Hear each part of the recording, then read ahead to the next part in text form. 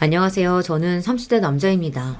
저는 일하던 직장에서 지금의 아내를 만나 몇 년 전 결혼해 어린 아들을 하나 키우고 있는 아빠예요. 저는 가끔 제가 결혼을 했다는 것도 아들을 키우고 있다는 것도 한 번씩 신기할 때가 있어요. 이게 내 삶이 맞나 꿈 같을 때가 있거든요. 사실 저는 어린 시절 사고로 부모님이 돌아가시면서 고아원에 맡겨져 자랐어요. 고아원이라는 데가 부모 없는 아이들을 데려다가 성인이 될 때까지 보살펴주는 곳이잖아요. 그런데 저는 한 번도 누군가가 저를 돌봐준다는 느낌이 든 적이 없었습니다. 저는 어딜 가나 항상 버려진다는 느낌이 들었거든요. 그러다 보니 제가 여자를 만나 결혼도 하고 아이까지 낳게 될 거라는 기대도 애초에 하지 않았습니다.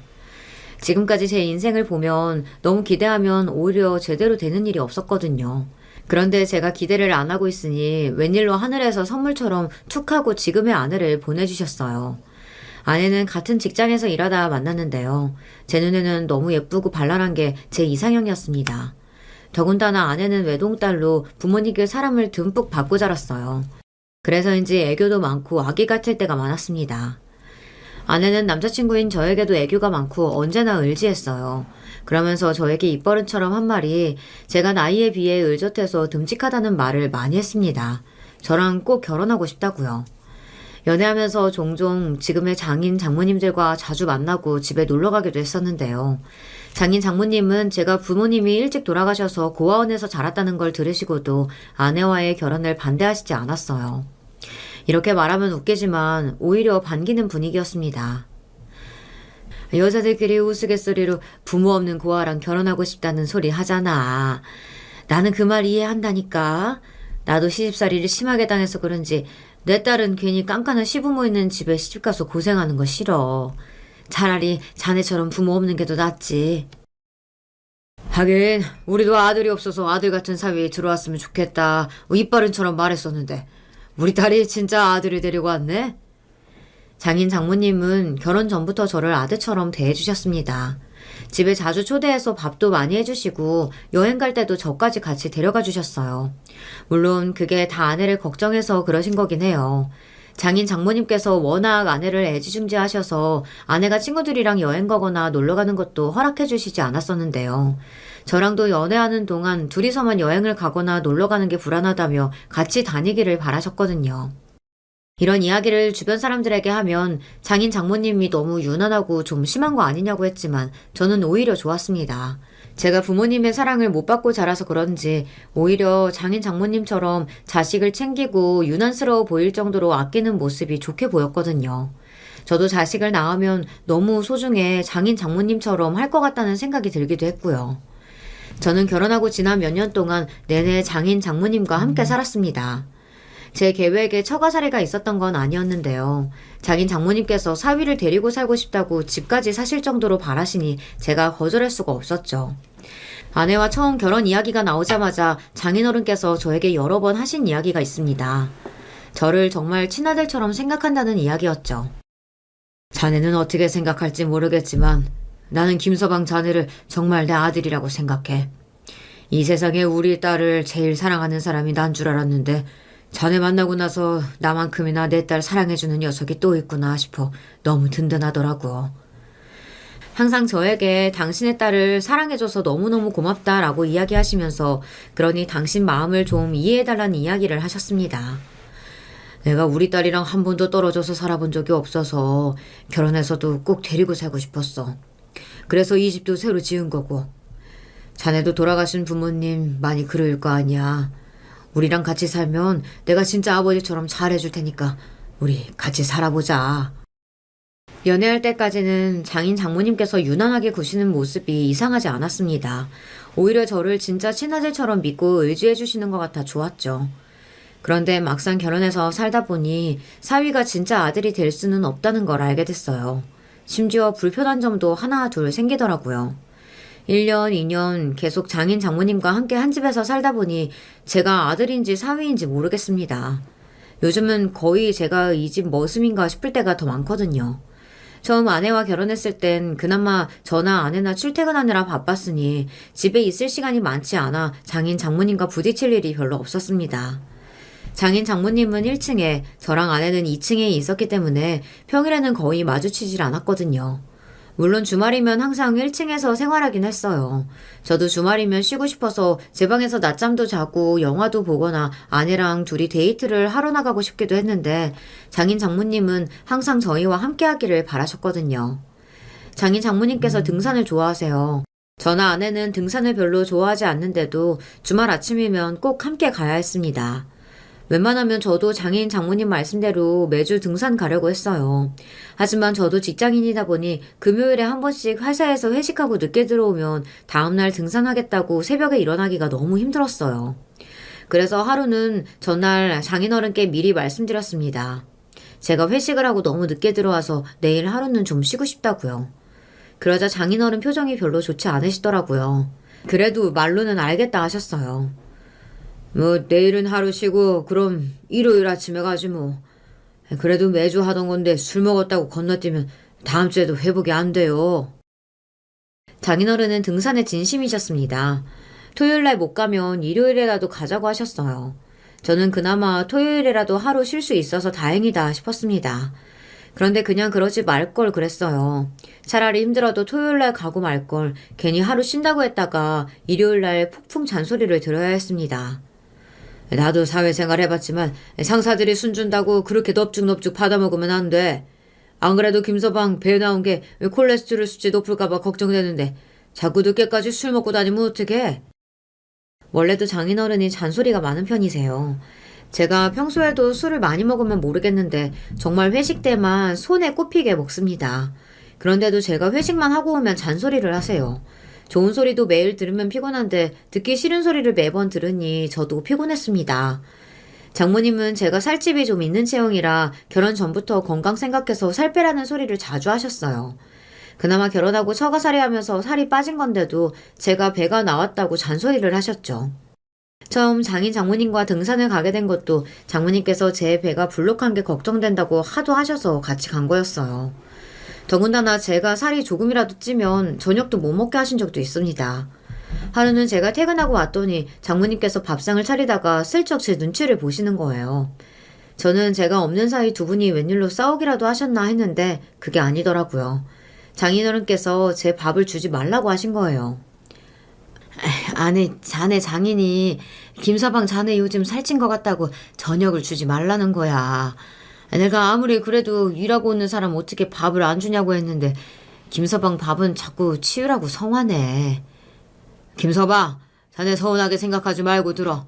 내가 봤을 땐 자네 요즘 분명히 살이 한 5kg는 찐 것 같아. 저녁 며칠 굶고 나가서 달리기라도 하고 오는 거 어때? 그 순간 얼마나 민망했는지 몰라요. 지금껏 살면서 누구 눈치를 보고 산 적이 없었는데 밥 먹는 것까지 눈치를 봐야 하니 은근 서럽더라고요. 장인어른네 집안에 콜레스테롤이랑 혈압으로 돌아가신 분들이 많아요. 그래서 장인어른은 평생 식단 조절을 하며 운동을 매일 하십니다. 건강이 최고라면서요. 자네 이번에 건강검진했을 때 당뇨랑 고지혈증 다 조심해야 한다고 했잖아. 자네 부모님이 안 계시니 모르겠지만 그게 다 유전적으로 타고난 걸 수도 있어. 그러니까 평소에 관리를 잘해야지. 네. 아버님이 저 생각해서 하시는 말씀인 거 알죠. 그래도 매일 샐러드만 먹는 건 너무 힘들어요. 김서방 걱정하지 마. 내가 매일 다르게 맛있게 해줄 테니까. 덕분에 저는 5kg를 뺄 때까지 저녁에 집에 가서 샐러드만 먹어야 했습니다. 한 번은 점심도 대충 먹고 집에 오는 길에 너무 배가 고파 밖에서 대충 사 먹고 들어갔습니다.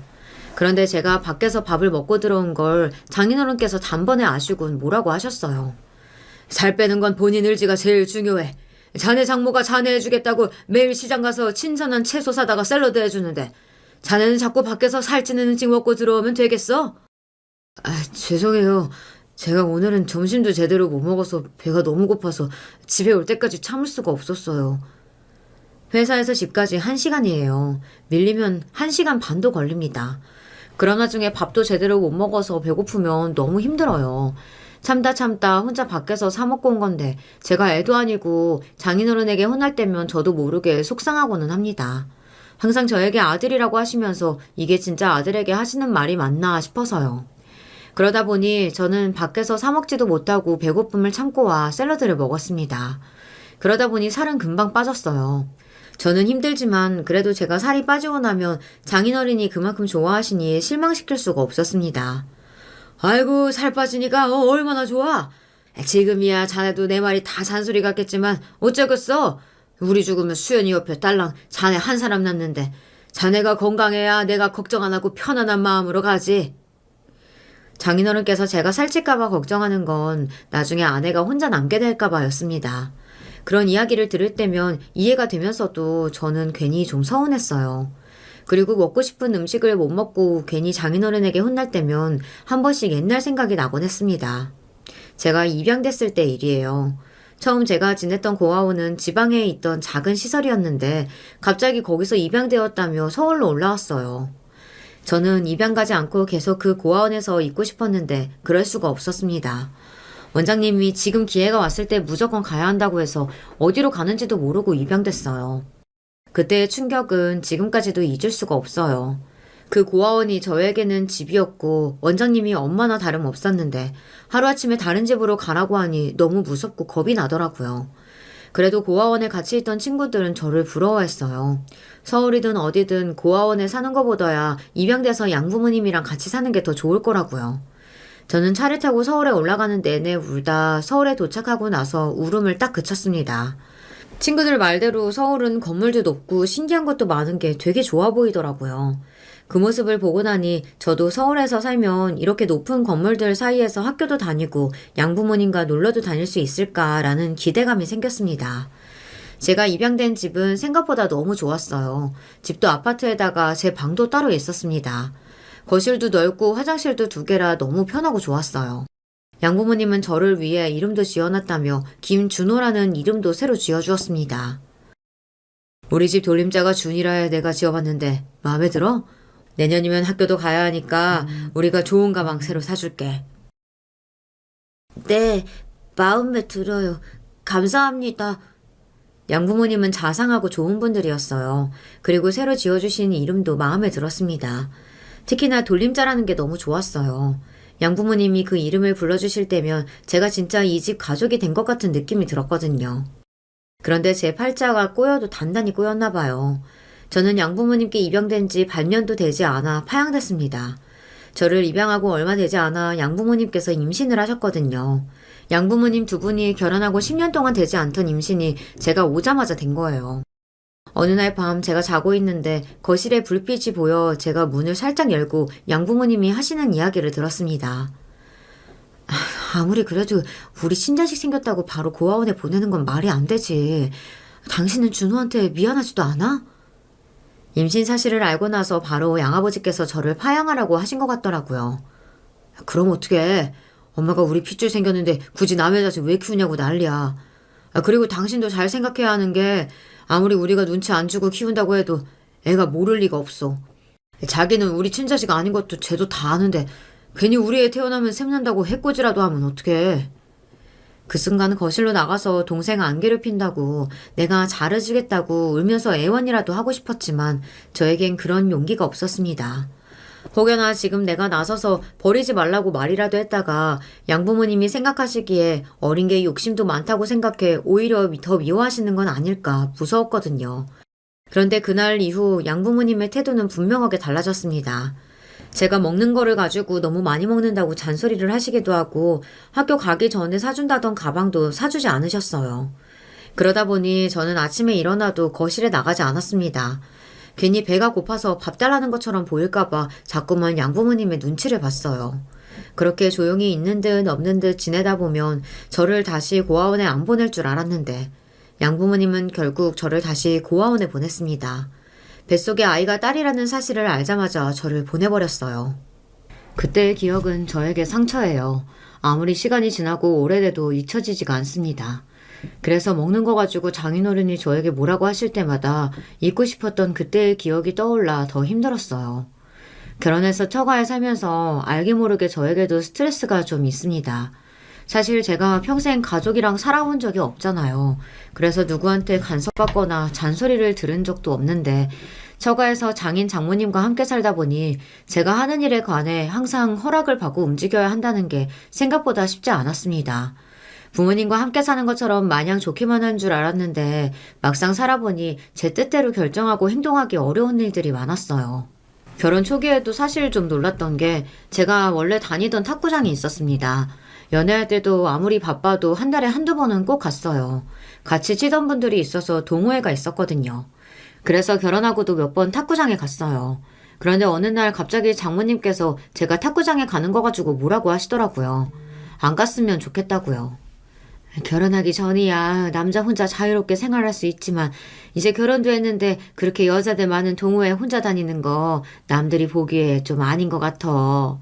굳이 탁구 치러 가고 싶으면 우리랑 같이 가면 되잖아. 탁구도 탁구인데 그 전부터 알던 사람들이라 동호회처럼 한 달에 한두 번 만나서 하는 모임이 있어서요. 늦지 않게 오겠습니다. 아내도 특별히 가지 말라고 안 하는데 장모님께서 가지 말라고 하시니 은근 기분이 별로더라고요. 제가 애도 아니고 운동하면서까지 이렇게 허락을 받아야 하나 해서요. 자네는 그렇게 혼자 하고 싶은 거 다 하고 살 거면서 결혼은 뭐하러 했어?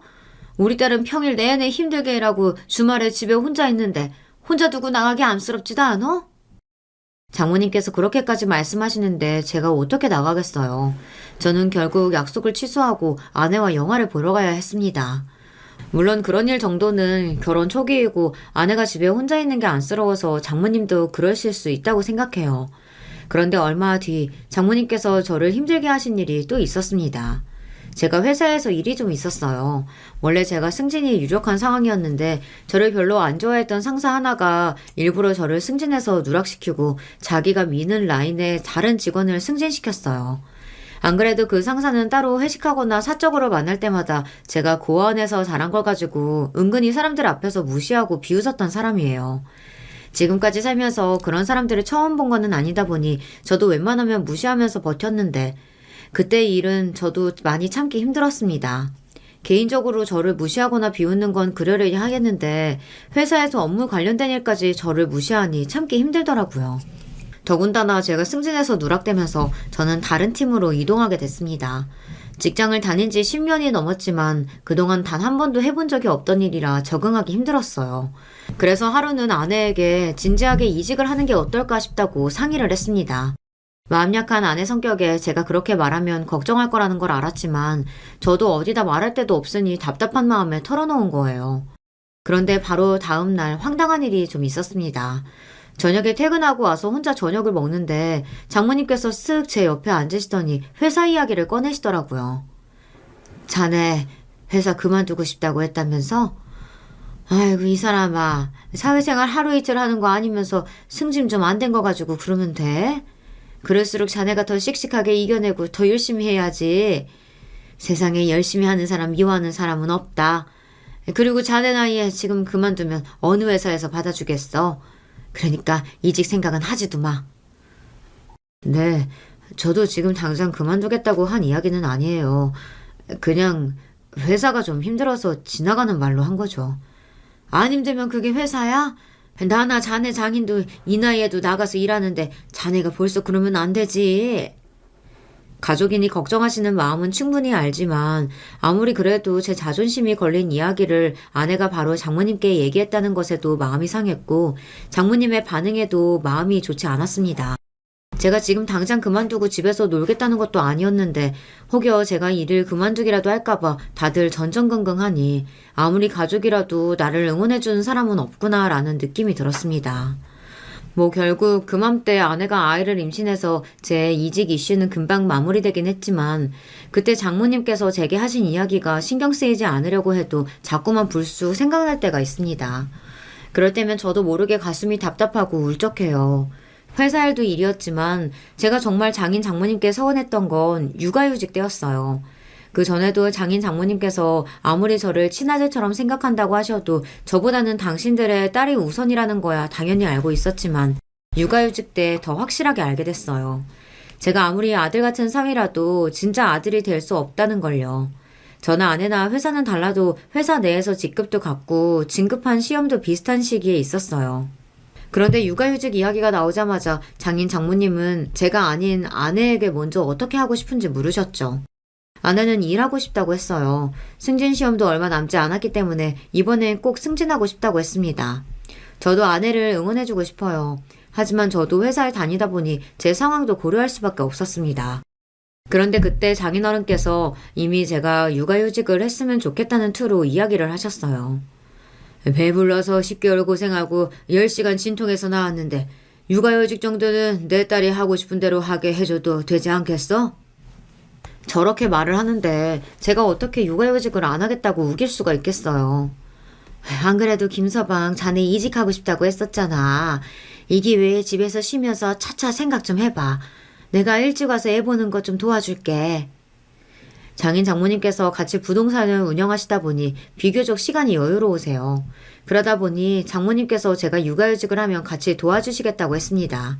그러면서 이직에 대해서도 좀 생각해 보라고요. 바로 얼마 전까지 이직은 꿈도 꾸지 말라고 하시더니만 아내가 임신하자 말을 바꾸시니 저로서는 기가 찼습니다.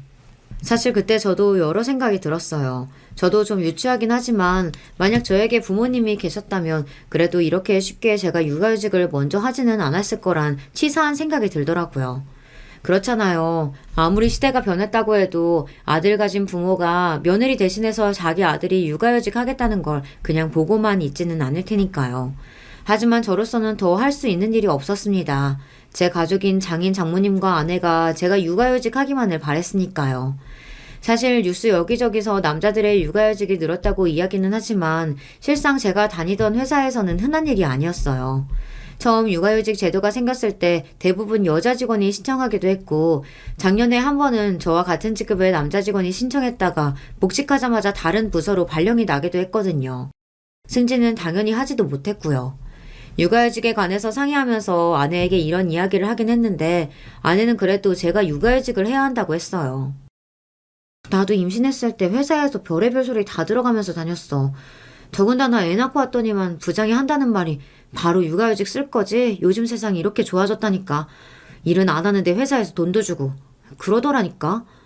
그런 소리 들어도 난 우리 새끼 생각해서 꾹 참았는데 당신은 육아휴직 잠깐 먼저 하는 거 가지고 자꾸 그래야 돼? 아니, 나는 한 번도 회사 쉬어본 적이 없으니까 좀 겁도 나고 걱정도 되니까. 알았어. 당신이 임신하고 애 낳느라 고생했는데 이 정도는 아빠인 내가 해야지. 아내 말이 틀린 말은 아닙니다. 임신해서 회사 다니는 게 쉬운 일은 아니죠. 몸도 힘든데 주변 사람들 눈치도 봐야 하고 애 낳고 복직할 거냐는 말도 보는 사람들마다 할 테니까요. 그런 소리를 들으니 제가 너무 생각이 짧았다는 생각이 들었습니다. 지금 당장 저나 아내 둘 중에 누구 하나 일이라도 그만두면 당장 살 길이 막막한데 오히려 아내가 애를 낳고도 바로 복직해서 일하겠다고 하면 남자로서 고마워해야 하는 일이니까요. 그렇게 저는 육아휴직에 들어갔습니다. 처음엔 눈에 넣어도 안 아플 내 새끼랑 하루 종일 있을 수 있다는 게 너무 좋았어요. 그런데 이게 매일 같은 일만 반복해서 생활하다 보니 어느새 사람이 바람 빠진 풍선처럼 축 가라앉더라고요. 정말 육아휴직 시작하고 거의 한 달을 집 밖으로 나가지도 못하고 집에만 있었어요. 그럴 수밖에 없었습니다. 아내는 아침 8시에 나가면 저녁 8시나 되어야 집에 들어와요. 그 와중에 애 낳느라 살이 너무 쪄서 빼야 한다고 저녁 9시에 필라테스에 갔습니다.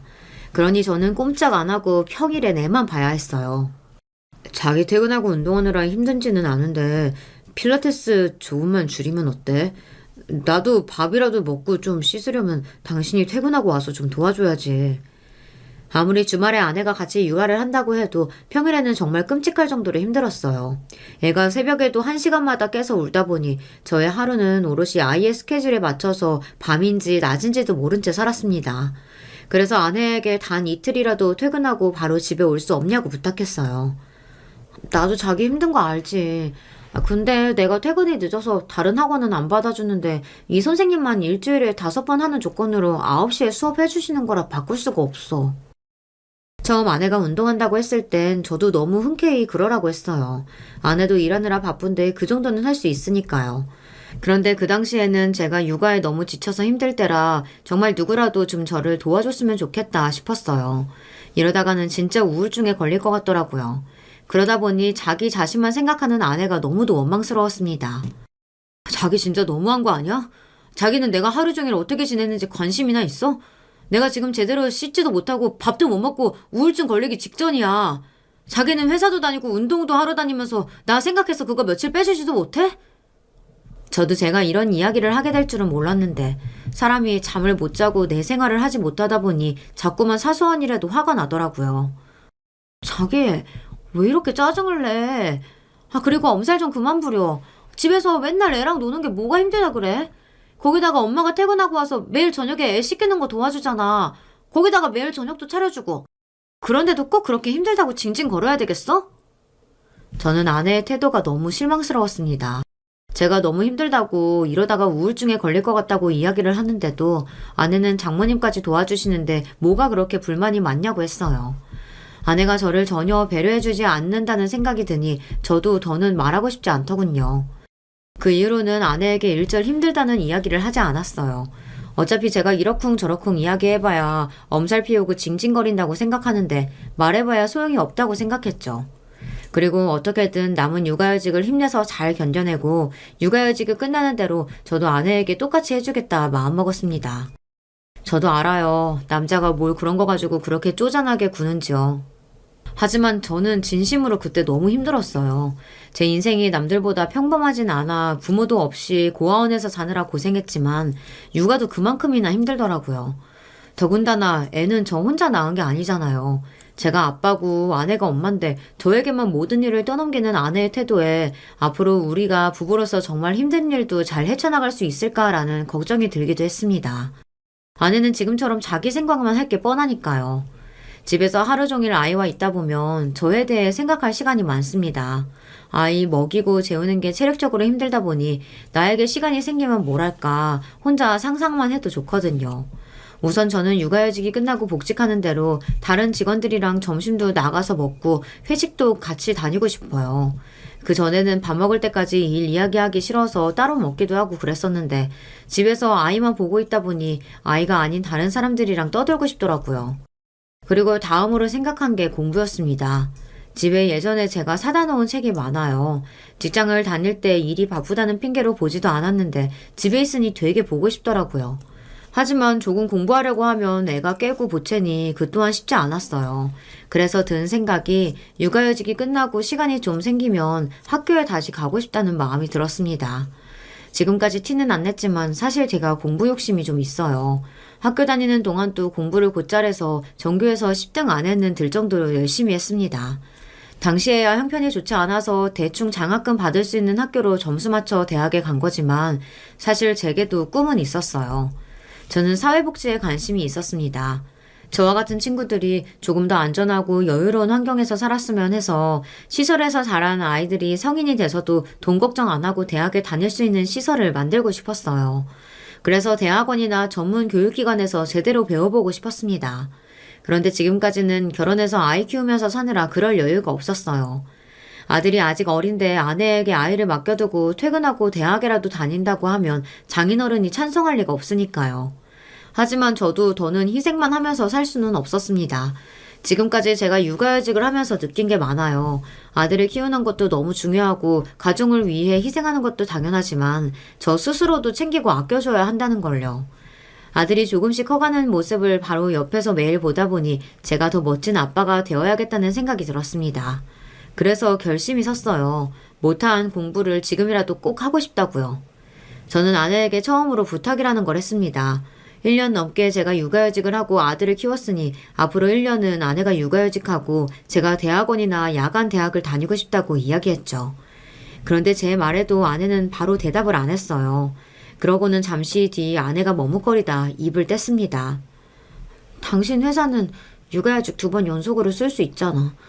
나는 그래서 당신이 1년 더 쓰고 나는 애 학교 갈 때나 쓰려고 했는데 자기도 알다시피 나 승진한 지 얼마 안 돼서 지금 육아휴직 쓴다고 하면 눈치 보이는 거 알잖아.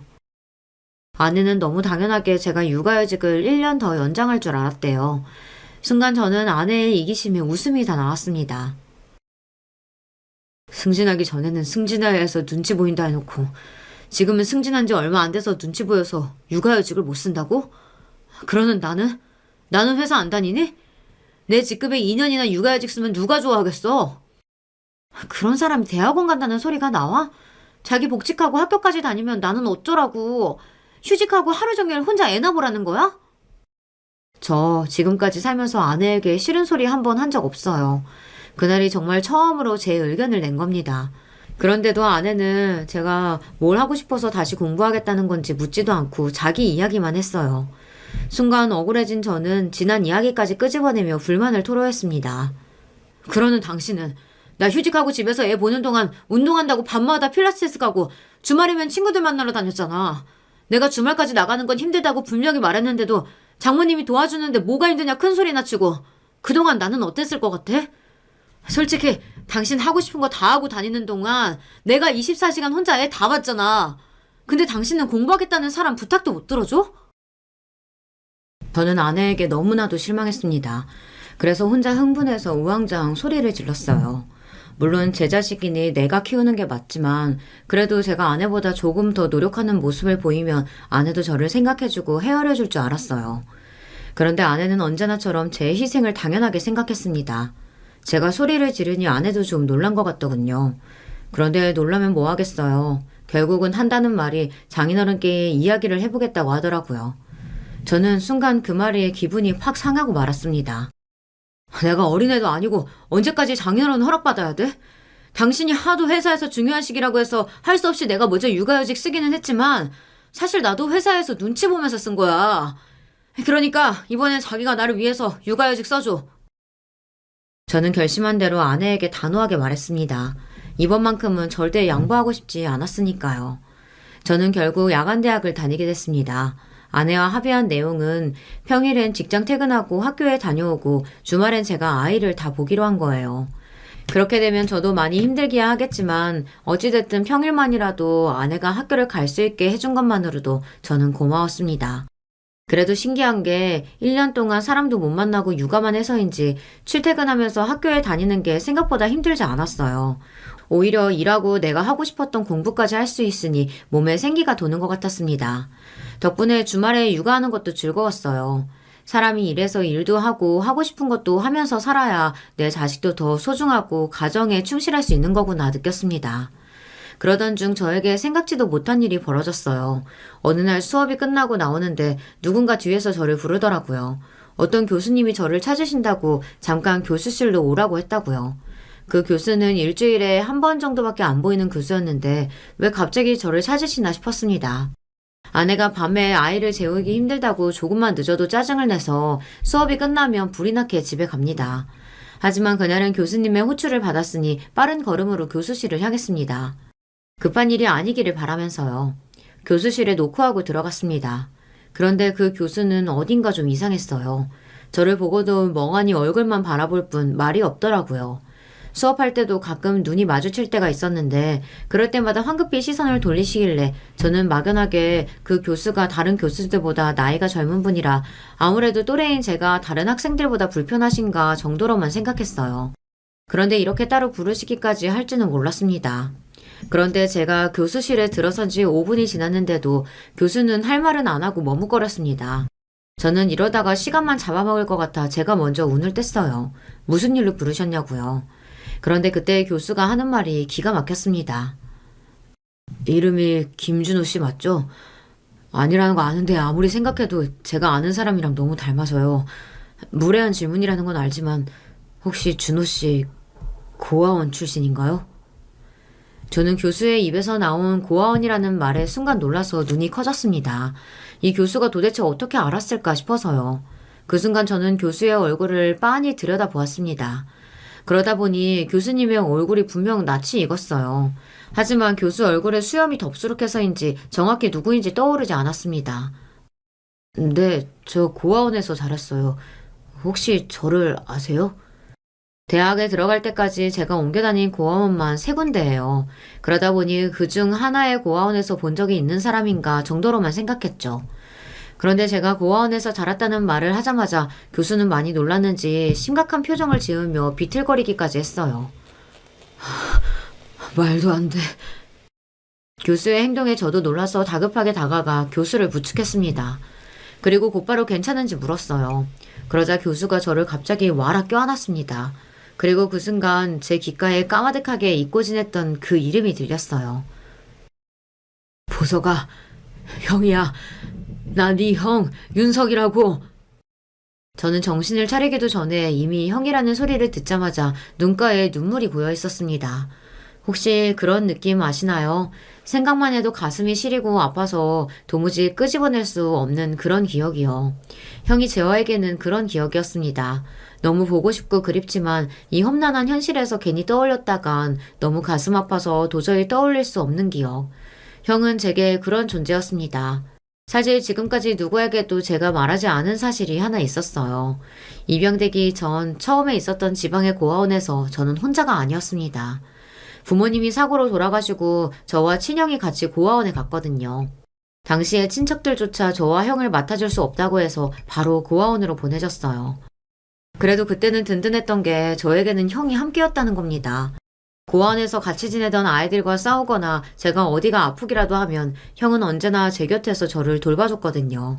나중에서야 생각해보니 그때 형도 어렸어요. 본인도 어린애가 동생까지 챙기느라 얼마나 힘들었을까 생각하면 지금도 미안해요.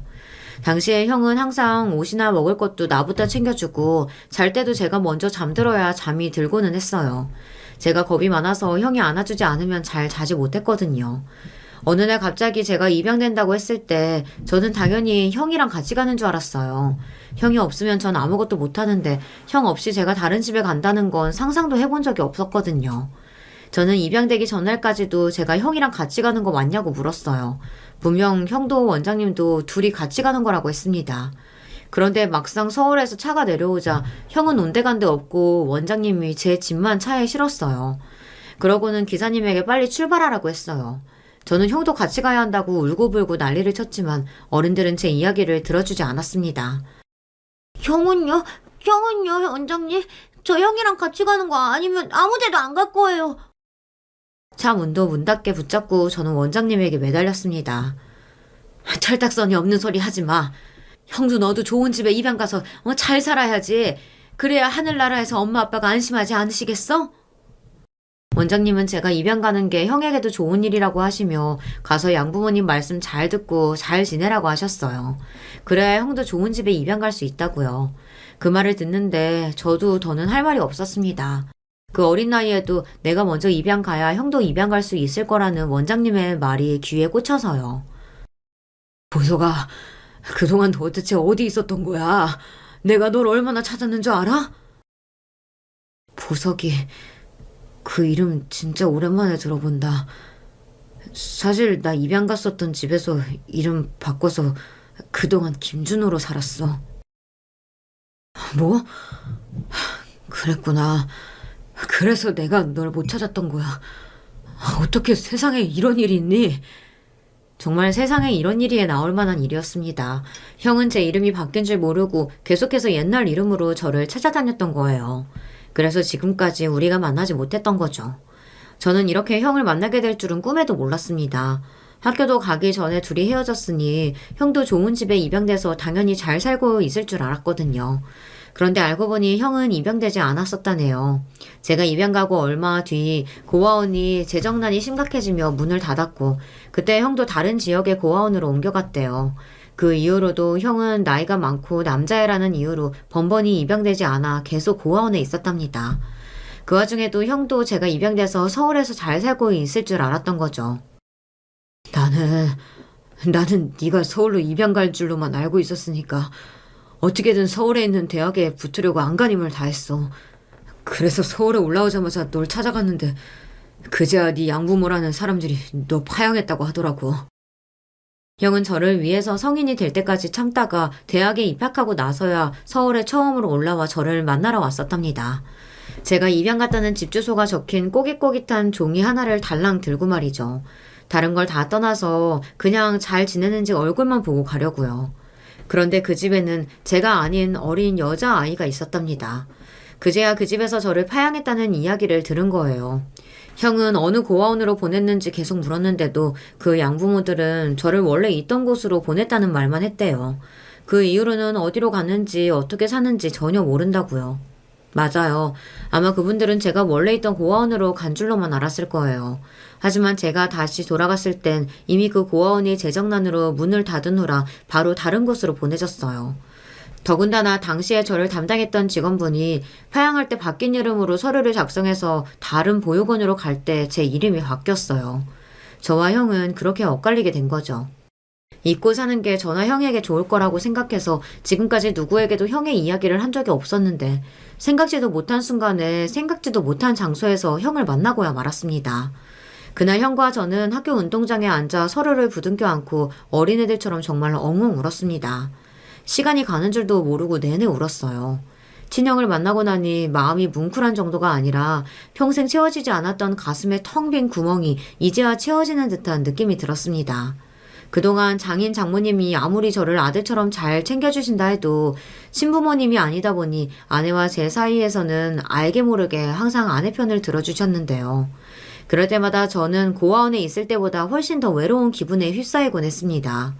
그동안 이 집이 내 고향이고 이 집안의 사람들이 나의 유일한 가족이라고 생각하며 살았는데 결국은 역시나 피가 섞인 가족이 아니고 사위이다 보니 장인 장모님도 온전히 내 편이 되어줄 수는 없는 거구나 싶었거든요. 그런데 형을 만나는 순간 저에게도 유일한 내 편이 있었다는 사실에 말로 표현할 수 없이 벅차올랐습니다. 형을 찾고 난 이후 저에게는 많은 변화가 일어났어요. 형도 그동안 혼자 힘으로 열심히 살아왔더라고요. 형이 그동안 살아왔던 이야기를 듣는데 마치 제 이야기를 듣는 것 같았어요. 형도 성인이 되고 고아원을 나와 고시원에 살면서 아르바이트를 3개나 하며 대학을 다녔답니다. 바쁘게 사는 와중에도 저를 찾겠다고 서울에 있는 고아원부터 지방에 있는 곳까지 다 뒤졌지만 저를 찾지 못해 절망에 빠져 있었대요. 네가 이름을 바꿨을 거라고는 생각도 못했어. 진작 알았다면 금방 찾았을 텐데 형이 너무 늦게 찾아서 미안하다. 형이 뭐가 미안해. 난 형이 입양돼서 잘 먹고 잘 사나 보다 싶어서 괜히 혼자 심술 부리면서 형 찾을 생각도 안 했는데 우리가 지금까지 못 만난 건 다 내 잘못이야. 저도 평생 형 생각을 아예 안 하면서 산 건 아니었지만 형을 찾을 생각은 하지 않았어요. 군대 제대하고 나와서 저도 문득 형이 보고 싶어 함께 지냈던 고아원이 있던 자리에 가본 적이 있었지만 형을 찾으면 안 된다고 생각했습니다. 형도 입양 가서 새로운 가족과 잘 살고 있을 텐데 갑자기 대학도 졸업 못한 내가 나타나는 건 민폐일 것 같아서요. 그런데 역시 형제는 형제인가 봐요. 이렇게 돌고 돌아 지금이라도 만났으니 정말 다행이다 싶습니다. 형과 저는 오랜 시간 떨어져 지냈어도 식성부터 취향까지 너무 비슷한 게 많았어요. 형이 사회복지학 교수가 된 것도 그래요. 심지어 저와 같은 이유더라고요. 저희 같은 아이들을 위해 어떻게 하면 도울 수 있을까 고민하다가 교수가 된 거래요. 그리고 형은 역시나 형인 게 교수로 재직하면서도 같은 생각을 하는 사람들과 뜻을 합쳐 이미 저희와 같은 아이들을 돕는 일을 하고 있었어요. 고아원에서 퇴소한 아이들이 자립할 수 있도록 도와주는 센터를 운영하고 있더라고요. 형은 이미 먼저 제 꿈을 실현하고 있었습니다. 현재 저는 회사를 그만두고 형을 도와 센터에서 함께 일하고 있어요. 형을 만나 저의 진짜 꿈을 이루게 된 거죠. 제가 친형을 만났다고 그리고 회사를 그만두고 형이 운영하는 센터에서 일하겠다고 했을 때 장인 장모님과 아내는 걱정부터 했어요. 아무리 친형이라도 서로 30년을 넘게 따로 살았는데 아무리 교수라고는 해도 어떤 사람인지는 알고 만나야지.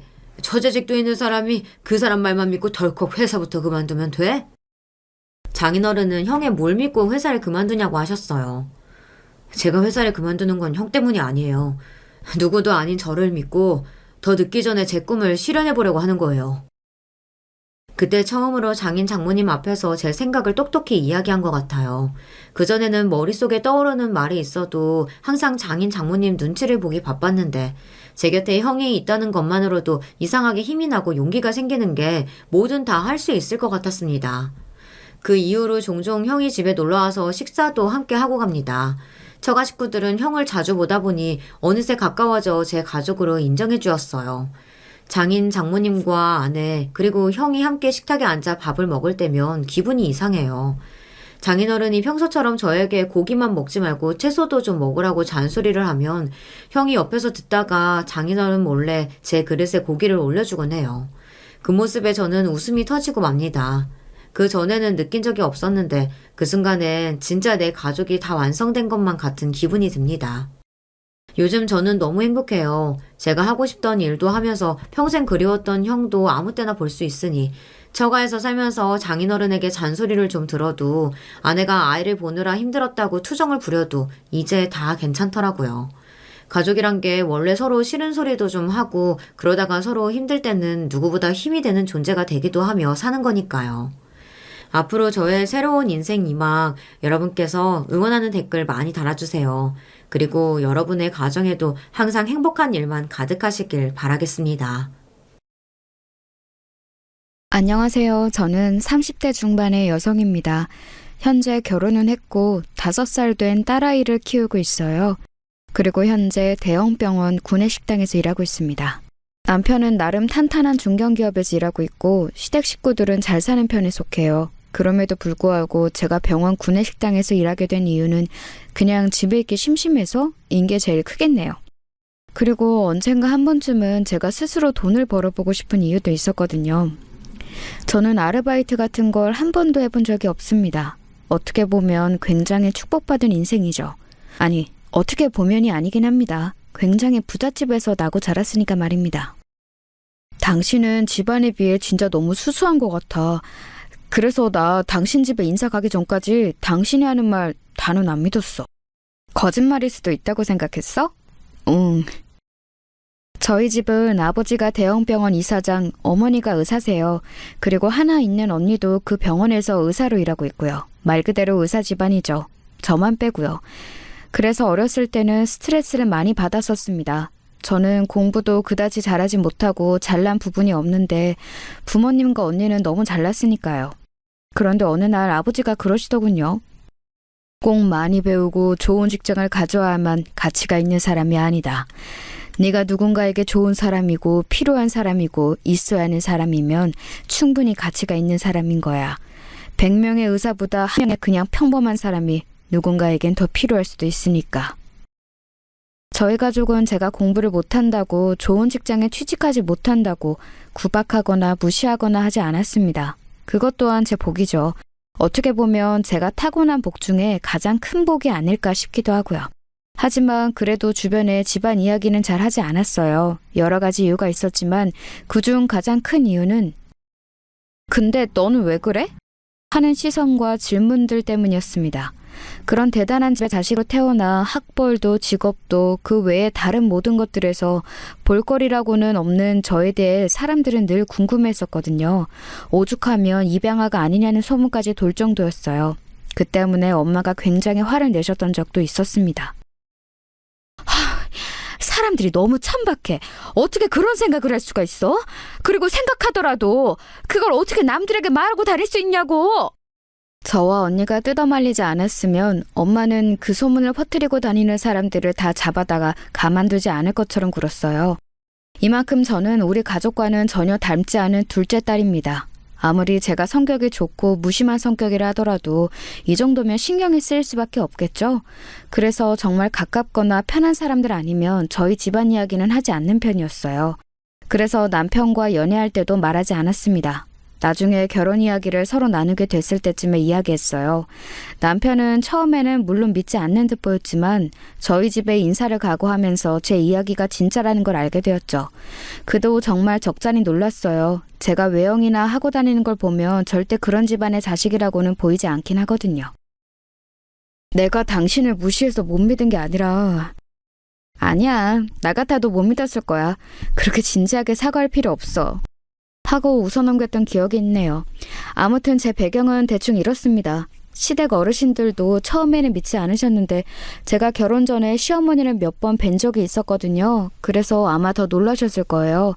하지만 제가 이러저러한 사정 때문에 주위에는 말하지 않는다고 이야기하니 너무나 그럴 수 있다고 다 이해를 해주시더군요. 그러고는 이렇게 말씀하셨습니다.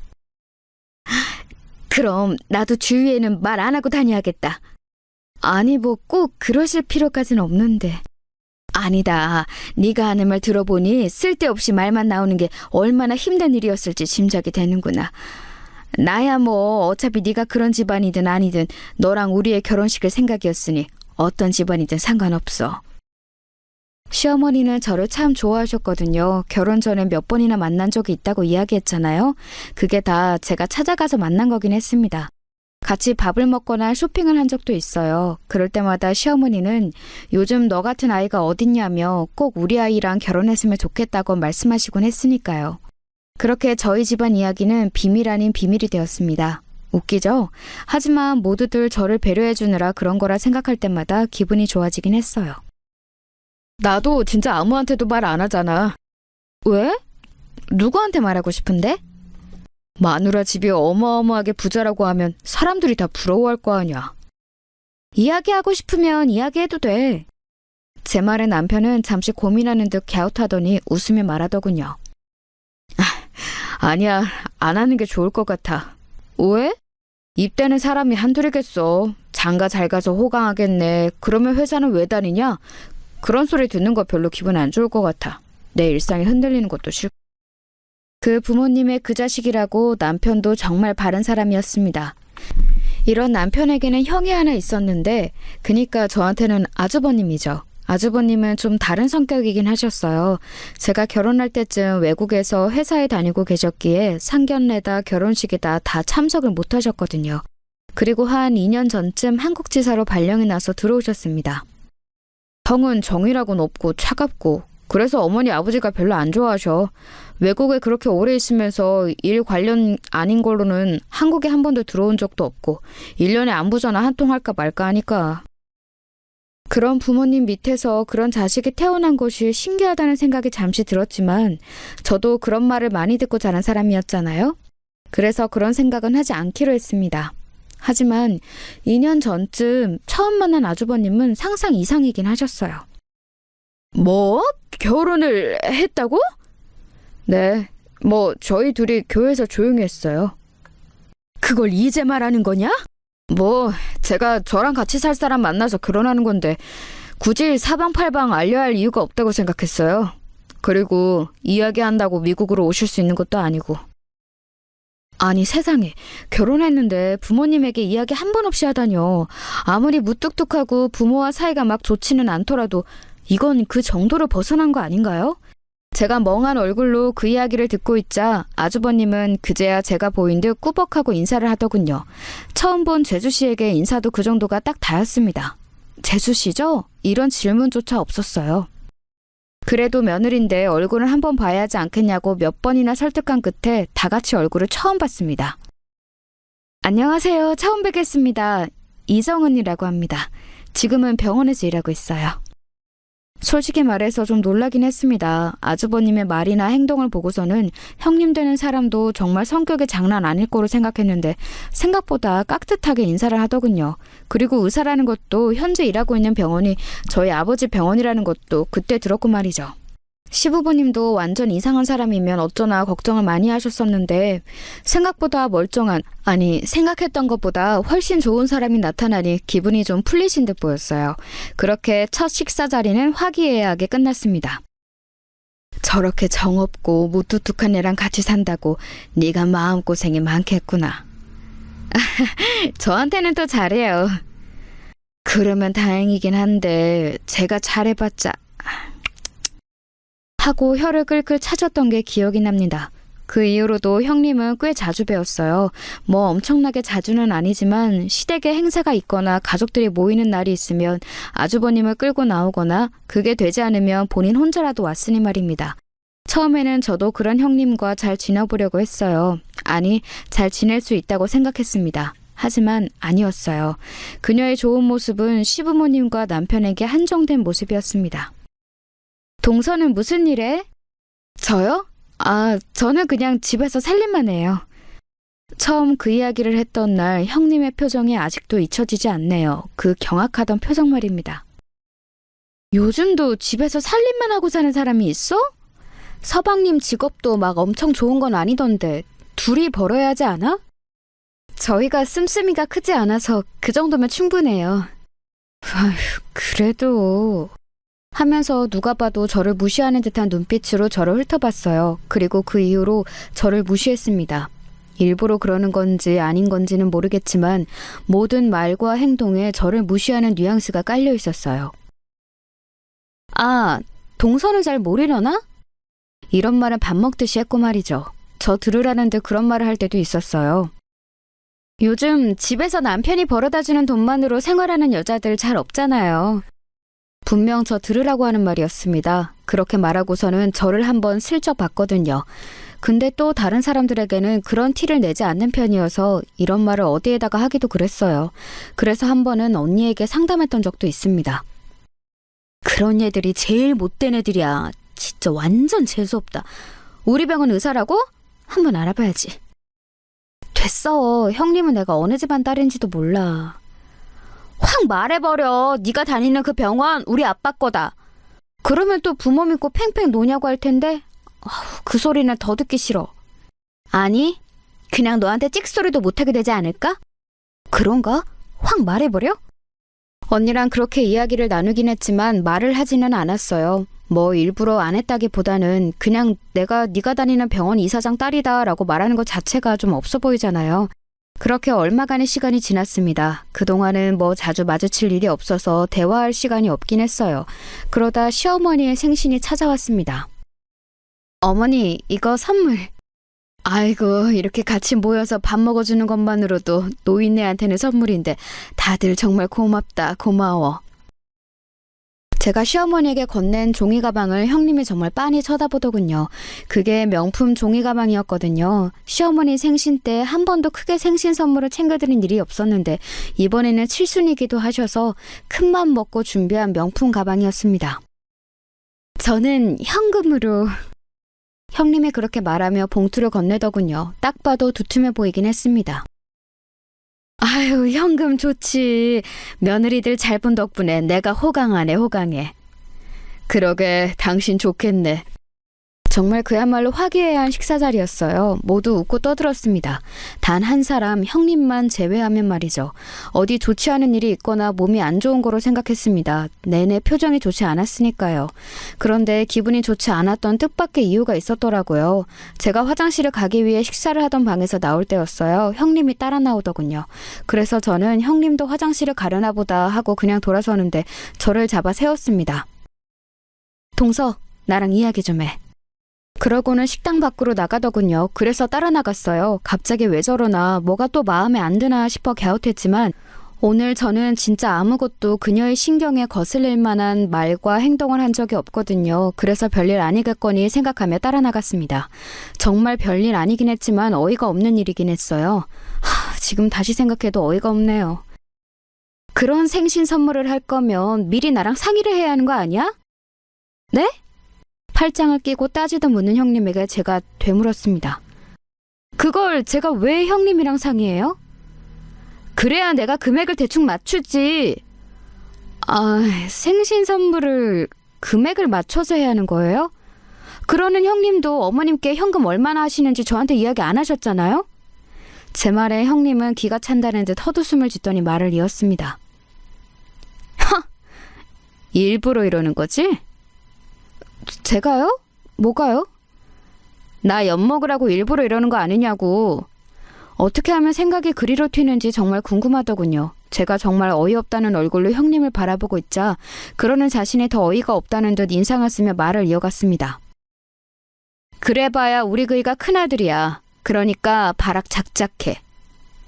네? 무슨 발악을 한다는 거예요? 진짜 끝까지 순진한 척이네, 재수없게. 정말 도통 무슨 소리를 하는지 모르겠더군요. 하지만 이내 알 수 있었습니다. 어머님, 아버님께 잘 보여서 나중에 재산 더 받으려고 이러는 거 아니야? 제가요? 정말 한 번도 생각해보지 못한 일이라 크게 되물었습니다. 그랬더니 형님은 인상을 팍 쓰더군요. 그러고는 상당히 공격적으로 말을 이어갔습니다. 진짜 어디서 순진한 척 착한 척이야. 나는 너 같은 애들 잘 알아. 없이 살아서 남 돈 낸 새는 귀신같이 잘 맞는 애들. 얼마나 입안에 혀처럼 굴었으며 동서같이 가진 것도 없고 배경도 뭣도 하나도 없는 사람이 이렇게 괜찮은 집으로 시집을 왔겠어? 근데 이제 내가 왔으니까 그건 안 돼. 나는 그이 몫은 제대로 다 받을 거니까. 그러니까 이런 눈에 빤히 보이는 여짓은 그만해. 진짜 나한테 혼나기 싫으면. 한쪽 손으로 제 어깨를 쿡쿡 찌르면서 그렇게 이야기를 하고서는 다시 식당 안으로 들어가더군요. 한동안 멍하니 그 자리에 서 있었습니다.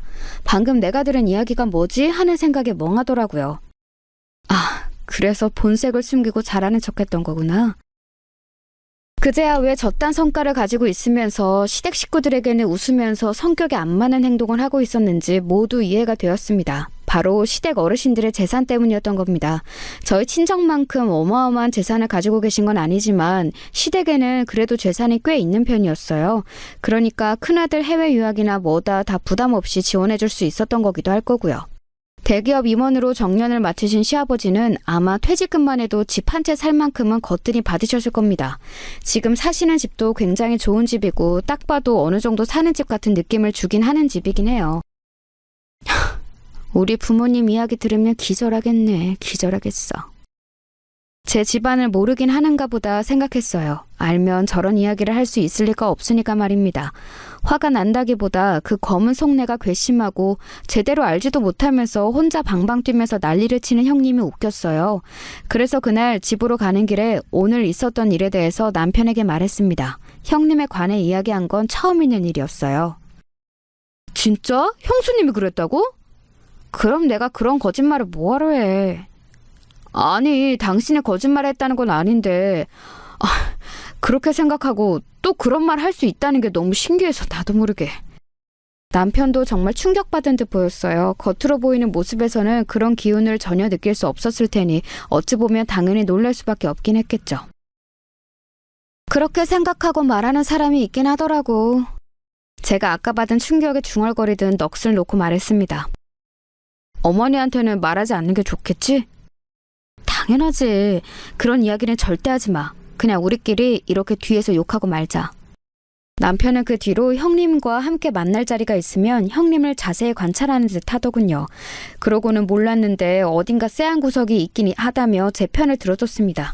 그래서 기분 좋지 않게 자리가 끝나도 늘 웃으면서 집으로 돌아올 수 있었어요. 그리고 얼마 뒤에 언니를 만나러 언니가 다니는 병원이자 저희 아버지가 이사장으로 있는 그 병원에 가게 되었어요. 입구에서 알림판 같은 걸 빤히 보고 있는데 구내식당에서 사람을 구한다는 구인글이 있더라고요. 그걸 빤히 보고 있는데 뒤에서 언니 목소리가 들려왔습니다. 왜? 취직하게? 그럴까? 많이 심심한가 보네. 아까 이야기 안 했던 것 같은데 사실 제가 대학에서 식품영양학을 전공했었거든요. 물론 학점 맞춰서 되는 학교에 들어간 거라 학점이 좋지는 못했지만 말입니다. 전공 한번 살려봐? 네 이력서로서는 취직 못해. 우리 병원이 얼마나 빡센데. 여기 영양사들 다 학력 어마어마하다 너. 언니, 동생한테 너무 무자비한 거 아니야? 난 사실을 이야기한 거야, 사실을. 그렇게 웃으며 병원 안에 있는 커피숍으로 갔어요. 아, 네 형님이라는 그 쌤 이야기 좀 물어봤어. 뭐래? 병원에서는 잘한대? 아니, 성깔 더럽다던데? 밑에 애들이 죽으려고 한다고 많이 그러더라. 그리고 뭐 자기 시아버지가 엄청 부자라서 나중에 그 유산 다 물려받으면 의사고 뭐고 때려칠 거라는 둥 그런 소리도 하고 다닌대. 맨날 명품 구두다 옷이다 이런 거 입고 다닌다던데? 엄청나게 과시욕이 있는 것 같다고도 그러더라. 여기서도 세고 있구만. 그냥 너네 시부모님이랑 신랑한테만 잘하는 건가 봐. 재산 때문이겠지 뭐. 그게 그렇게 중요한가? 그 사람은 그런가 보지 뭐.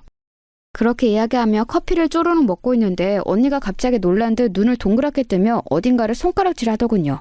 그래서 돌아보니 멀리서 형님이 다른 의사들과 걸어오고 있었습니다. 제가 재빨리 고개를 돌렸어요. 이참에 확 커밍아웃 해버려. 우리 병원이 우리 아빠 병원이다. 너 나한테 잘못 보이면 죽는다 하고. 초딩이냐? 유치하게? 혹시나 저를 볼까 싶어 목소리도 작게 이야기하는데 딱 제 뒤에 저를 등지고 앉더군요. 그래서 본의 아니게 그들이 나누는 대화를 다 들을 수 있었습니다.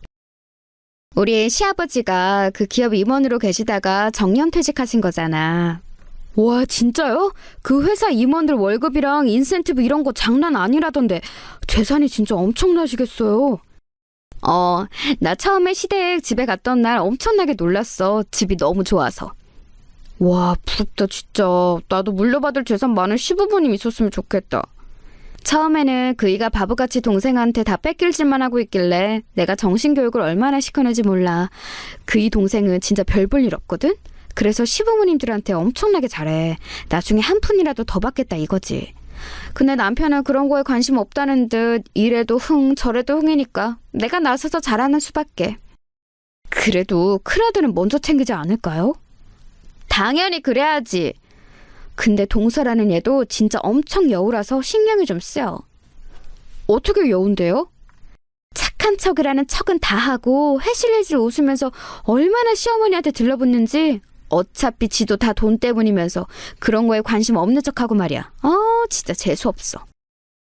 제 말에 언니가 화가 난다는 듯 일어서려 했지만 제가 언니 손목을 잡았어요. 언니가 짜증이 난다는 듯이 다시 자리에 앉았습니다. 나 진료 시간 다 됐다. 나 먼저 가볼게. 곧 형님이 자리에서 일어서고 언니가 짜증이 잔뜩 묻은 목소리로 말했습니다. 와, 저거 진짜 짜증이 나네. 너 빨리 우리 집 이야기해. 그 돈 너한테는 푼돈이라고 완전 잘근잘근 밟아주란 말이야. 됐어 뭘. 그리고 언젠가 자연스럽게 알게 될 텐데 뭐. 그러면 자기만 더 부끄럽지. 제 말에 언니가 그건 또 그렇다며 고개를 끄덕이더군요. 물론 제 얼굴도 모르는 사람들에게 제 욕을 하고 다니는 거 화가 났지만 말입니다. 그리고 얼마 지나지 않아 저는 아버지 병원에 취직했어요. 사실 언니 말처럼 저는 학력이고 경력이고 그런 대형 병원에 영양사로 취직을 할 만큼 좋지는 않았지만 운이 좋았습니다. 마침 육아휴직을 가시는 영양사 한 분의 자리를 급하게 구해야 했거든요. 결혼이 생겨서 급하게 구한 거긴 하지만 그래도 일은 제대로 하셔야 합니다. 네, 열심히 하겠습니다. 그래서 부모님도 언니도 제가 구내식당에서 일한다는 사실을 아무도 몰랐어요. 병원이 워낙 크기도 하고 직원도 많아서 영양사분들이 한두 분이 아니셨거든요. 저는 경력도 없고 어느 정도 실습기간을 거치고 정식으로 일을 하기로 한 거라서 일단은 잡일을 주로 하긴 했습니다.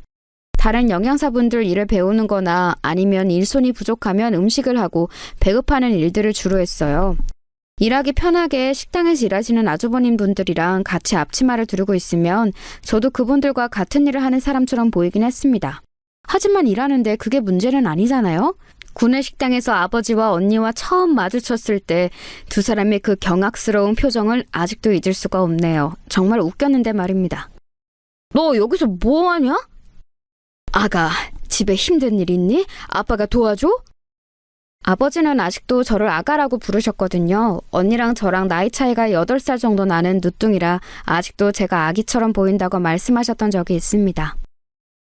일단 나중에 말해줄게요. 둘 다 나 그만 쳐다보고 식사부터 하세요. 그러고는 나중에 한 번쯤 내 손으로 돈을 벌어오고 싶었다고 여기 영양사로 취직했다고 하니 언니는 왜 진작 말하지 않았냐고 한 소리를 했고 아버지는 저를 엄청나게 장하다는 듯 응원해 주셨습니다. 아이고, 우리 애기가 다 컸네, 다 컸어. 아빠, 저 결혼해서 애도 있는 애야. 내 눈에는 여전히 애야, 애. 그날 저녁에는 엄마한테까지 전화가 왔어요. 정말이지 우리 가족도 유난이죠? 아무튼 그렇게 가족들에게 들킨 위기는 잘 넘겼습니다. 하지만 제가 한 가지 더 생각하지 못했던 게 있었어요. 생각하지 못했다기보다 깊이 생각하지 않은 거겠죠. 바로 그 병원에는 형님도 다닌다는 사실이었습니다. 하지만 다행인지 아닌지 형님인 구내식당에서 밥을 먹는 스타일은 아니었어요. 그래서 그런지 아예 마주치지 않았습니다. 그런데 그날은 사건이 터지려고 그랬던 건지 병원의 높으신 분들이나 거의 모든 의사가 구내식당에서 밥을 먹더라고요. 첫 타자는 병원장님이었습니다. 유정이 네가 여긴 왜 있냐? 어렸을 때부터 아저씨 하면서 자주 뵌 분이었습니다. 병원장님은요. 제가 병원에서 밥을 푸고 있으니 당연히 놀라셨겠죠. 아저씨, 쉿! 제가 그렇게 이야기하니 멀뚱거리시면서 그냥 가시더군요. 그러고는 곧 아버지께 전화하는 듯 보였습니다. 그러고는 이야기를 다 들으셨는지 멀리서 고개를 끄덕이셨어요. 그날 배급을 하면서 이 병원에 취직한 게 잘한 일이 아닌 것 같다는 생각을 처음으로 했습니다. 아는 얼굴이 생각보다 너무 많더라고요. 다들 아는 척을 해오는데 입 다물라고 말하는 것도 어느 순간 지치기 시작하더군요. 유정씨, 이 병원에 아는 사람이 왜 이렇게 많아? 나 한 번도 자기 뽑아달라는 청탁 같은 거 받은 적 없는데? 말 안 하고 혼자 취직한 거라. 부모님이 이 병원에서 일하세요? 누구신데? 그 질문에 대답해야 하나 하지 말아야 하나 고민을 하는 사이 멀리서 익숙한 목소리가 들려왔습니다. 오늘 병원장님이랑 다들 구내식당에서 식사하신다잖아. 그러면 우리도 해야지. 형님이었어요. 아는 척을 해야 하나 말아야 하나 망설이고 있는데 형님이 그런 저를 발견했습니다. 아니, 그렇게 말하고는 표정이 싹 굳더군요. 우리 그냥 밖에 나가서 먹을까? 왜요? 오늘 메뉴도 괜찮은데? 게다가 병원장님 저기 계시잖아요. 동료 의사의 그 말에 형님이 인상을 잠시 찡그리더니 병원장님이 계신 쪽을 한번 바라보고는 어쩔 수 없다는 듯 저에게 다가왔습니다. 그리고는 눈과 표정으로 말했어요. 절대 자기를 아는 척하지 말라는 걸 말입니다. 그 간절한 모습을 보고 있으니 아는 척을 더 하고 싶더군요. 제가 부끄럽다는 거잖아요. 구내식당에서 밥이나 푸는 동서라고 생각하고 있을 게 뻔했습니다. 동료들에게 시댁 자랑이라는 자랑은 다 해놨는데 동서가 여기서 밥을 푸고 있다는 걸 보이면 자기 말이 진짜인지 의심하는 사람도 생길 테고 말이죠. 근데 그렇게 생각하니까 진짜 더 아는 척 하고 싶은 마음이 들었습니다. 그래서 태연하게 그 간절한 표정을 무시하고 말을 걸었어요. 어머, 형님! 제 그 말에 형님 옆에 있던 동료 의사들이 일제히 저와 형님을 번갈아 보더라고요. 그리고 형님은 잠시 놀란 듯 굳었다가 표정이 썩어 들어가기 시작했습니다. 그리고 작게 말했어요. 아는 척 하지 말라니까. 들었지만 못 들은 척 했어요. 네? 형님, 뭐라고요? 제 그 행동에 형님은 뚜껑이 제대로 열린 듯 보였습니다. 들고 오던 식판을 제 앞에 던지듯 내려놨어요. 그러고는 큰 소리로 말했습니다. 아는 척 좀 하지 말라니까, 짜증나게! 형님, 무슨 일 있으세요? 끝까지 눈치 없는 척 행동하는 저에게 형님은 막말을 쏟아내기 시작했어요. 너무 화가 나서 이성을 잃은 듯 보였습니다. 저는 아직도 그게 너무 신기해요. 이게 그렇게 이성을 잃은 만큼 화가 나는 행동이지 말입니다. 진짜 쪽팔리게. 이런 일을 하고 있을 거면 미리 말해주던가. 동서는 항상 이딴 식이야. 사람이 못 배웠으면 눈치라도 있어야 할 거 아니야? 왜 이렇게 주제 파악도 못하고 눈치도 없고. 돈이 없어? 없으면 동서 그 잘하는 아양 떨면 되잖아. 시어머니한테 또 가서 애교 부리면서 좀 빌려달라고 해. 왜 이렇게 쪽팔리는 짓을 해? 저도 놀랐어요. 그렇게 나올 줄은 진짜 미처 몰랐거든요. 아무리 경우 없는 사람이라고는 하나 누울 자리를 보고 발 뻗는 타입이라고 생각했는데 너무 화가 난 듯 보였습니다. 그러니까 자기 직장에서 저렇게 소리를 고래고래 질러가면서 막말을 해댔던 거겠죠. 형님, 말씀이 너무하시네요. 제가 일부러 더 기가 죽은 듯 말했어요. 사실 그 정도의 말은 그동안도 종종 들어왔던지라 별로 기분이 엄청 나쁘진 않았습니다. 조금 놀라긴 했지만 말이에요. 진짜 이게, 너 나와! 형님이 진짜 한 대 치기라도 할 기세로 제 팔을 잡아 끌었어요. 밖에 나가서 이야기하자는 것 같았습니다. 그때였어요. 이게 무슨 소란이죠? 그 목소리를 듣자마자 좀 전에 형님을 아는 척한 걸 좀 후회하긴 했어요. 병원장님이었거든요. 병원장님이 저를 어릴 때부터 좀 예뻐하셔서 며느리감으로도 점치고 두신 적이 있으셨는데 그분이 등장했다는 건 이제 제가 본의 아니게 지켜온 비밀이 다 밝혀진다는 말이니까요. 이런 식으로 밝히고 싶지는 않았는데 하고 작게 중얼거렸습니다. 병원장님 안녕하세요. 여긴 병원 식당입니다. 환자들도 있는데 의사가 여기서 이런 소란을 피우면 안 되죠. 병원장님의 그 단호한 말에 형님은 정신이 번쩍 든 듯 보였습니다. 그리고는 억울한 듯 중얼거렸어요. 개인적인 일로 소란 피워서 죄송합니다. 그리고 내가 조금 전에 이야기를 들어보니 없이 살아서 그렇네, 주제 파악이 안 되네 막 그러던데 그거 지금 우리 유정이한테 한 말인가요? 형님이 놀라서 고개를 번쩍 들더군요. 병원장님 입에서 제 이름이 나오다니 당연히 놀랐겠죠. 그것도 굉장히 친근하게 우리 유정이라고 했으니 얼마나 놀랐겠어요. 저는 이제 다 밝혀지겠구나 싶어서 해탈한 얼굴로 그런 두 사람을 바라보고 있었습니다. 형님이 놀란 듯 되물었어요. 우리 유정이요? 네, 우리 유정이. 병원장님이 동서는 어떻게... 뭐라고요? 동서요? 유정이 손윗동서 된단 말이에요? 그런데 이렇게 크게 동서를 욕했단 말입니까? 병원장님의 그 말에 형님이 다시 한번 굳어서 아무 말도 하지 못했어요. 당연히 할 말이 없었겠죠. 보기만 해도 형님이 지금 얼마나 놀라고 떨려하는지 보였습니다. 그래서 이제 그만할까 싶은 마음에 병원장님께 그만하라고 할 참이었어요. 병원장님이 먼저 저를 바라보며 말했습니다. 유정아, 이 사장님은 네가 이런 대접 받으면서 살고 있는 거 알고 계시니? 에? 그게... 제가 곤란한 듯 목덜미를 긁었어요. 병원장님은 그냥 넘어갈 생각이 없어 보였습니다. 그리고 형님은 한 번 더 놀란 듯 했어요. 이 사장님은 또 왜...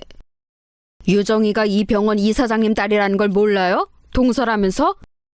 병원장님의 그 말이 마치 폭탄 발언이라도 되는 듯 주위에 있던 모든 사람이 일순간 조용해졌습니다. 이번에는 다른 의사들이 하나둘 신음 같은 말들을 내뱉었어요. 이사장님? 우리 병원 이사장님? 이사장님 따님분이 여기서 왜... 그나저나 그럼 이 선생님은 동서가 이 병원 이사장님 딸이라는 걸 몰랐다는 거야? 그럴 수가 있어? 그런 이야기들이 오고 가는 게 다 들렸습니다. 제가 한숨을 크게 쉬었어요. 상황을 정리하긴 해야겠다 싶어서 나섰습니다. 아저씨 그만 가보세요. 제가 병원장님을 아저씨라고 부르는 모습에 그 주변 사람들이 한 번 더 술렁이더군요. 병원장님은 그런 저를 가만 바라보다가 저에게 다가와 제 어깨를 한 번 툭툭 쳤습니다. 그래, 힘든 일 있으면 언제든지 이야기하고. 아니, 네 아버지한테 이야기하면 눈에 넣어도 안 아플 거라는 막내딸 말은 다 들어주시겠지만. 병원장님은 그렇게 이야기하고 돌아섰습니다. 그리고 제 상사분이 상황을 정리하기 시작했습니다. 어쨌든 점심시간이었고 밥을 먹어야 하는 사람들이 있었으니까요. 형님은 멍한 얼굴로 돌아서 나갔고 저는 일을 마저 마무리했어요. 물론 배급하는 모든 시간 동안 힐끗힐끗 쳐다보는 시선과 궁금해하는 사람들의 수군거림을 견뎌야 했지만 말입니다. 그렇게 일을 마무리하고 잠시 쉬는 시간이었어요. 제 상사분이 나와서 그러시더군요. 이 일 계속할 수 있겠어요? 혹시 안 되나요? 나야 상관없긴 한데 유정 씨가 힘들 것 같아 그러지. 사람들 알잖아요. 엄청 수군거릴 거. 이미 많이 겪어봤죠. 그것 때문에 아마 더 숨어 지냈던 것 같고요. 이제는 안 그러려고요. 남들이 뭐라고 하든 말든. 다행이네. 사람 새로 뽑아야 하나 걱정했는데. 그렇게 이야기하고 퇴근 시간이 되어서 퇴근하려는데 언니가 찾아왔더라고요. 엄청나게 호들갑을 떨면서 말입니다. 나 오늘 점심시간에 수술이 있어서 식당 못 가는데 엄청났다며? 되게 재밌어하는 표정이다. 나는 이야기만 전해 들었는데도 엄청 재밌던데? 뭐라고들 이야기하는데?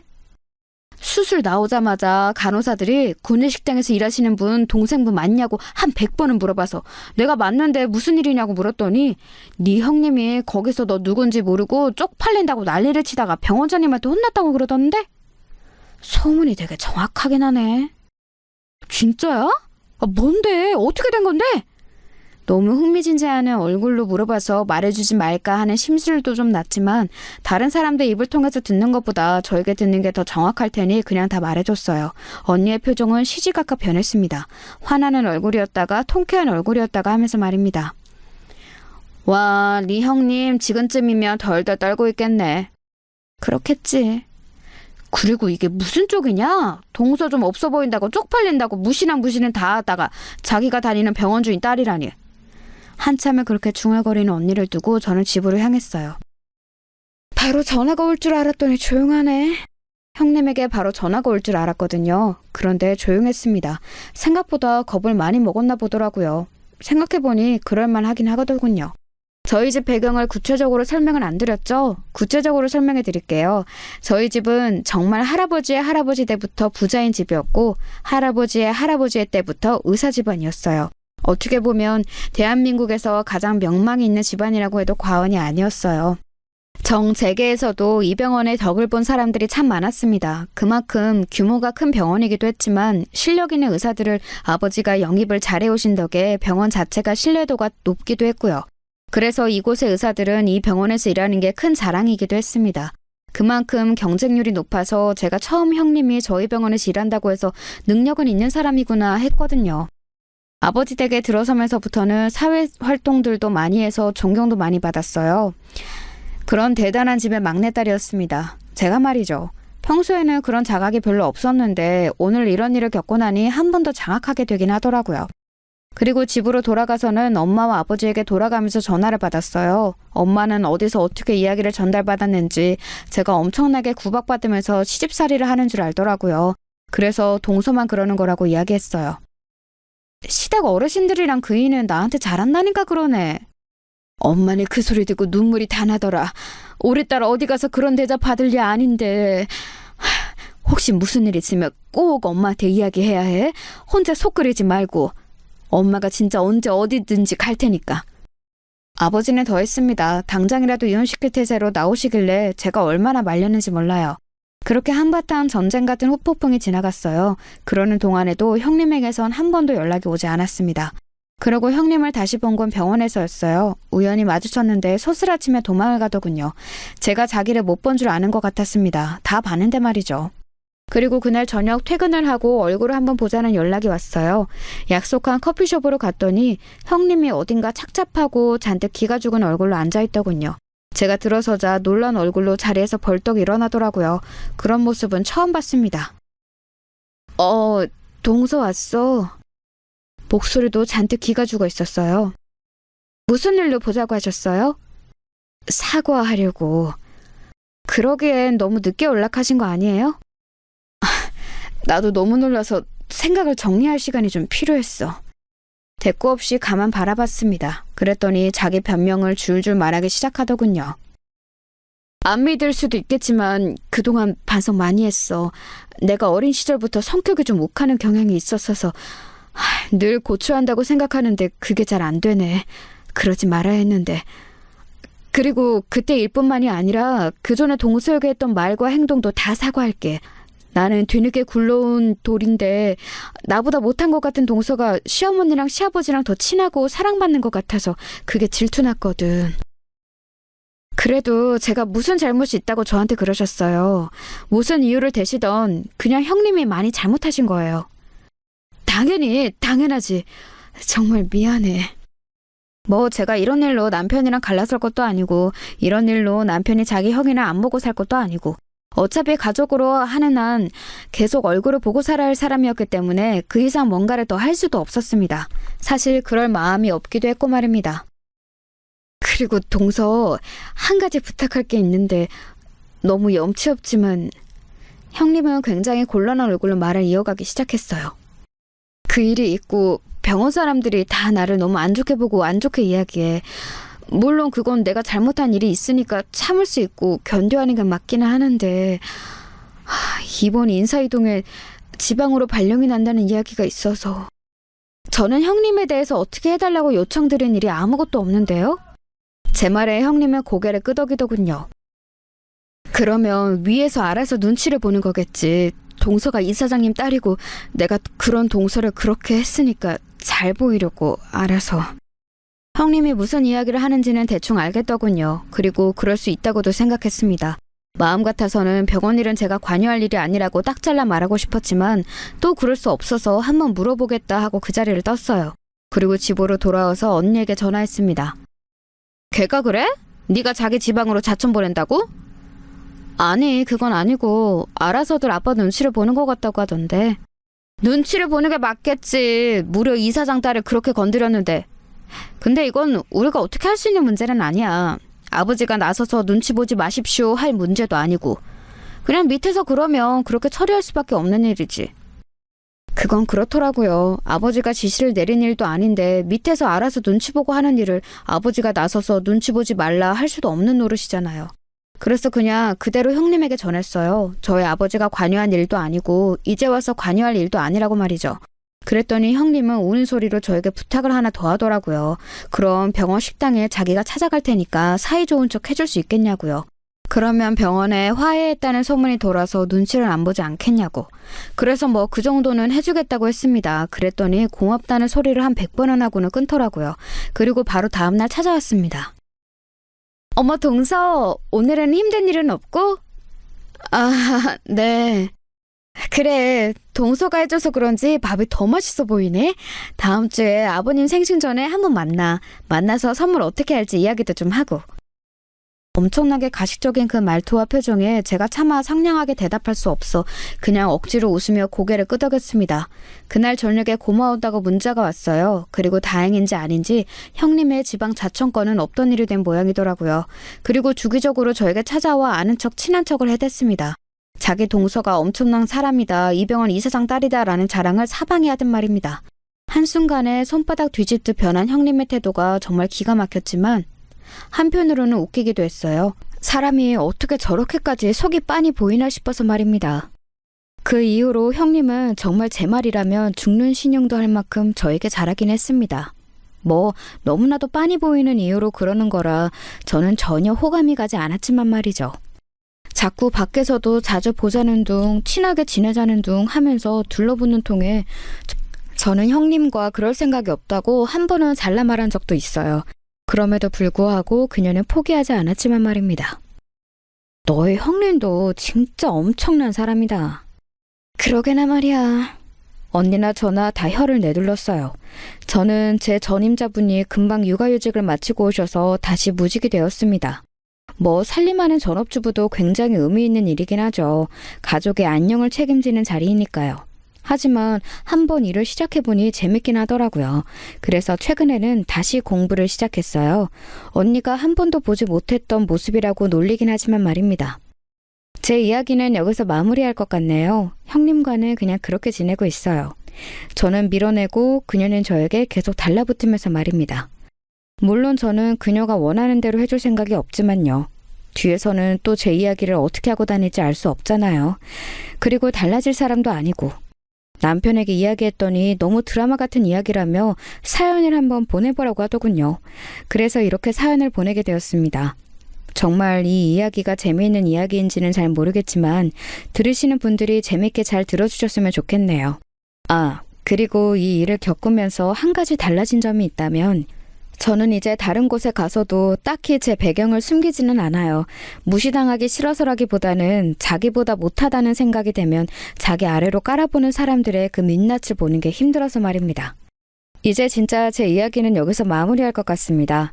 저희 딸아이가 하원할 시간이 다 되었거든요. 한동안 엄마가 마중을 안 나오다가 요즘 다시 나가니 너무 좋아요. 이런 게 또 딸 키우는 즐거움인가 봐요. 긴 이야기 들어주셔서 감사합니다. 날씨가 추운데 감기 조심하세요.